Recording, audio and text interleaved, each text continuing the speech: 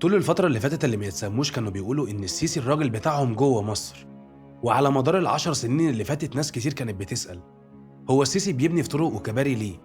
الاقتصاد بينهار وهو عمال يستورد أسلحة وقواعد عسكرية. وبيقولوا يا عم حرام مش عارفين ناكل. وكان دايما رده بيبقى الأمن أهم بكتير من الأكل. لكن النهاردة بعد اللي حصل الصورة وضحت. اللي ما يتسموش دلوقتي بيقولوا إن السيسي خدع الأمريكان وحسسهم إنه بتاعهم.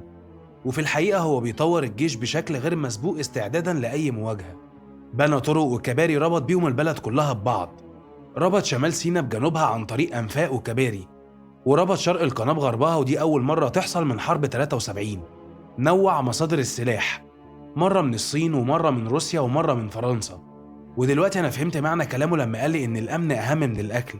لما شفت تهديدات ترامب الصعبة واللي كان الرد عليها في منتهى الحسم، مفيش تهجير واللي عايز يجرب يقرب.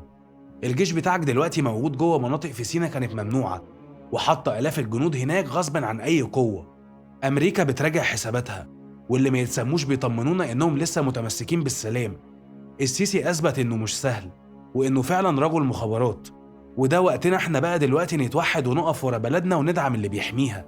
وأنا متأكد إن أي إنسان عاقل بعد اللي شاف اللي حصل من اللي ما يتسموش لازم يتأكد فعلا إن الأمن أهم بكتير من الأكل. سلام.